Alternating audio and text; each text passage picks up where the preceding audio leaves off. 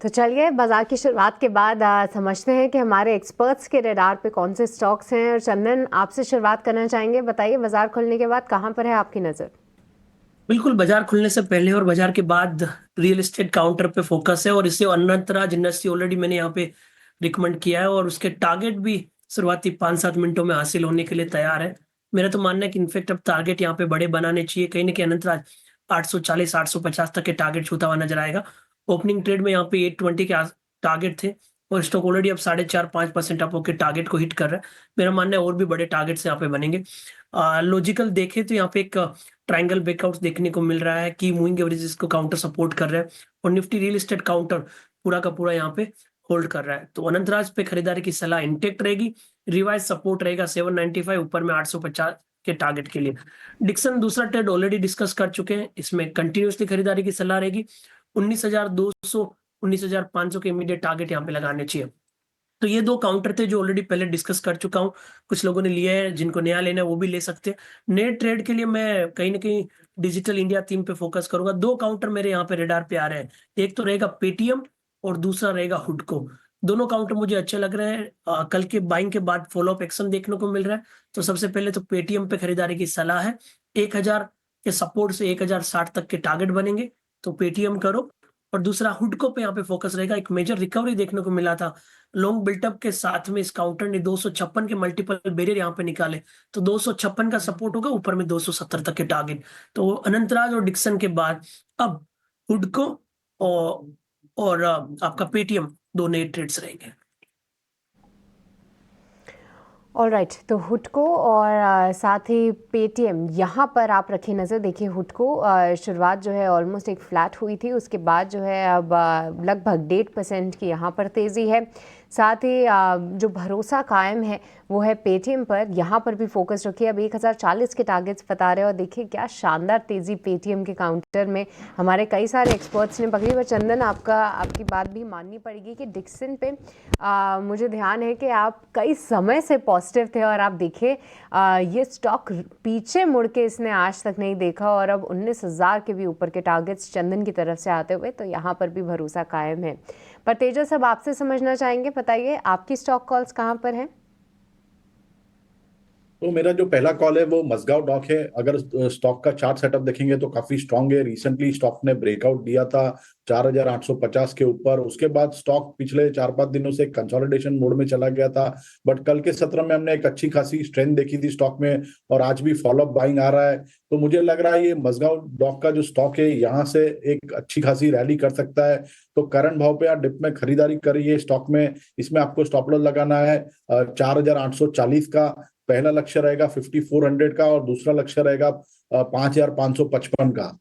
और इसके अलावा जो स्टॉक मुझे पसंद है वो प्राइवेट सेक्टर बैंक से। बैंकिंग एज अ स्पेस हमें काफी अच्छा लग रहा है। 3-4 दिन से थोड़ा अंडर परफॉर्म कर रहा है, but overall chart structure Nifty bank का काफी अच्छा है। तो मेरी राय कोटक बैंक में है। कोटक बैंक में देखेंगे तो पिछले 2-3 दिन से स्टॉक अपनी 200 दिन की मूविंग एवरेज के ऊपर ट्रेड कर रहा है, और फ्राइडे के सत्र में हमने एक बुलिश एंगल्फिंग कैंडलस्टिक पैटर्न भी देखा है डेली चार्ट पे, जो एक पॉजिटिव संकेत दे रहा है। तो कोटक बैंक में आप करंट भाव पे डिप में खरीदारी करिए। इसमें आपको स्टॉप लॉस लगाना है 1745 का। पहला लक्ष्य रहेगा 1865 का, और दूसरा लक्ष्य रहेगा 1905 का। चलिए बिल्कुल। तो कोटक महिंद्रा बैंक पर भी एक नज़रिया बनता हुआ, और करीब 1885 तक के टारगेट्स, उसके बाद 1905 तक के टारगेट्स भी एंटिसिपेट यहाँ किए जा सकते हैं।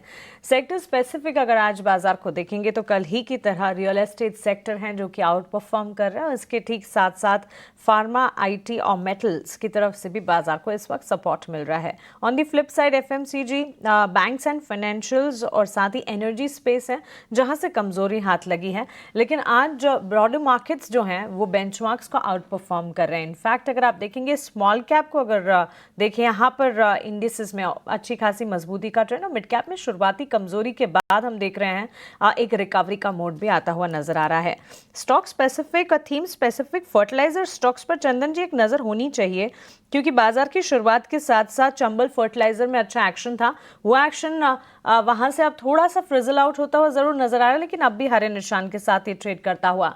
आरसीएफ के स्टॉक प्राइस में भी अच्छी खासी तेजी नजर आ रही है और साथ ही एनएफएल यानी कि क्लियरली फर्टिलाइजर पैक है जो कि आज स्लो एंड इवेंचुअली लेकिन अपसाइड चाल जो है शुरुआती तेजी के बाद अब बढ़त के साथ ही आगे बढ़ता चला जा रहा है। राष्ट्रीय केमिकल फर्टिलाइजर ऑलमोस्ट 2.5% की मजबूती और साथ ही एनएफएल के स्टॉक प्राइस पर भी एक नजर होनी चाहिए, वहां पर भी एक शार्प अप मूव 3% की तेजी। चंदन जी,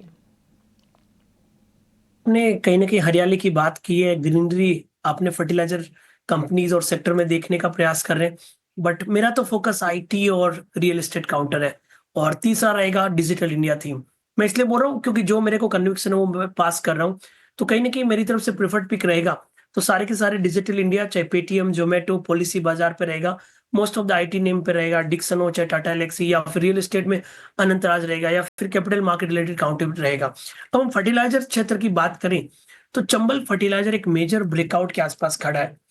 आप देखोगे पिछले लगभग 120 दिनों से कम 5 से 7 बार ये 550 के आसपास आया और मोमेंटम फिजल आउट हो जाता है। तो मेरे हिसाब से यहाँ पे 550 के ऊपर फॉलो बाइंग चाहिए। जिस दिन 550 के ऊपर फॉलो बाइंग आ जाए, काउंटर 10 से 15% की एक नई चाल दिखा देगा। तो पोजिशनली 518 का सपोर्ट है, 550 के ऊपर कहीं ना कहीं आपको इस स्टॉक में 600 से 620 तक के लेवल बनेंगे।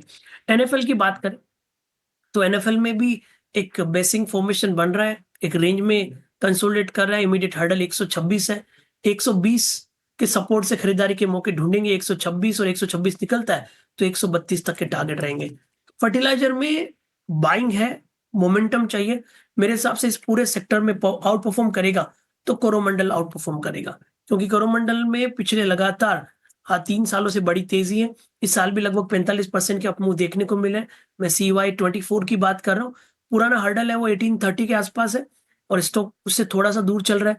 हल्की सी फॉलो अप आया तो 1900 के लिए काउंटर तैयार हो जाएगा। तो 1785 के सपोर्ट से 1900 तक कोरोमंडल को देखा जा सकता है और बाकी दूसरे फर्टिलाइजर पे भी रेडार रखनी चाहिए।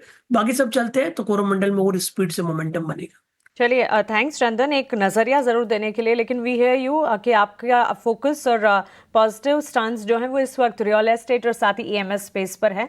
हालांकि अगर फर्टिलाइजर स्टॉक्स पर नज़र रखनी है, अच्छा एक्शन ज़रूर दिख रहा है, लेकिन इसे वॉच लिस्ट में ज़रूर रखा जा सकता है। फिलहाल कोरोमंडल इंटरनेशनल पर भी एक नज़र रखी जाए। टोटल पैसेंजर ट्रैफिक की अगर नवंबर में बात करें तेजस जी, 14% तक का इजाफा यहाँ पर देखने को मिला है। अब इनफैक्ट ये सीज़न भी है, टूर्स ट्रैवल्स क्लियरली टूरिज्म जो है वो बढ़ता हुआ देखने को मिलेगा। और अब तो एक नया कॉन्सेप्ट भी है जो कि है मंदिर टूरिज्म, रिलीजियस टूरिज्म, जिसके चलते हम काफ़ी ज़्यादा ट्रैक्शन इन दिनों देखते हैं। और दिसंबर, जनवरी, फरवरी का तो महीना ही होता है जब लोग घूमना ज़्यादा पसंद करते हैं। क्या लगता है आपको इस स्पेस को, क्योंकि कनेक्टिंग प्लेयर्स हैं यहाँ पर और अच्छी मजबूती के साथ GMR एयरपोर्ट्स अगर आप देखेंगे करीब 2% तक की तेज़ी घरेलू ट्रैफिक में जो इजाफा देखने को मिला है, और सिर्फ घरेलू ही नहीं इंटरनेशनल ट्रैवल में भी हमने करीब 11% की बढ़ोतरी सिर्फ और सिर्फ नवंबर में देखी है। तो GMR एयरपोर्ट का अगर चार्ट स्ट्रक्चर देखिए तो बहुत ही बढ़िया चार्ट स्ट्रक्चर है। स्टॉक ने अभी एक रिसेंटली बॉटम बनाया था in the range of 76 to 77। उसके बाद लगातार स्टॉक आउट परफॉर्मेंस दिखा रहा है। पिछले 4-5 दिनों से हम देखेंगे तो स्टॉक अपने 200 दिन और 50 दिन मूविंग एवरेज के ऊपर ट्रेड कर रहा है। चार्ट स्ट्रक्चर काफी पॉजिटिव है, मोमेंटम भी काफी अच्छा है। तो करंट भाव पे या तो डिप में आप GMR एयरपोर्ट में खरीदारी कर सकते हैं। ऊपर में लक्ष्य रहेगा इमीडिएट बेसिस पे 90 का, और वो सरपास किया तो 93 तक के भी लेवल हम आ सकते हैं। इसमें आपको स्टॉप लॉस लगाना है AD1 का।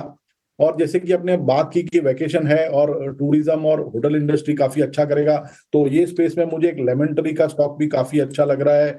ये स्टॉक में एक बढ़िया रैली देखी हमने रिसेंटली, चार्ट स्ट्रक्चर काफी पॉजिटिव है।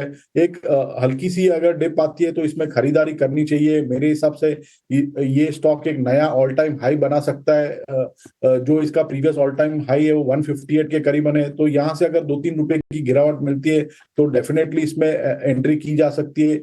एक पोजिशनल स्टॉप लॉस लगाना पड़ेगा 143 का, तो पहला लक्ष्य रहेगा 158 का, और वो सरपास होता है तो 165 तक के भी हम लक्ष्य देख सकते हैं लेमन ट्री में। ठीक है, लेमन ट्री थोड़ा सा नीचे आपको मिल जाए तो एक बढ़िया बाई बन जाएगा। 158 से 165 रुपए के टारगेट, 143 रुपए के स्टॉप लॉस के साथ आपको ये खरीदना है।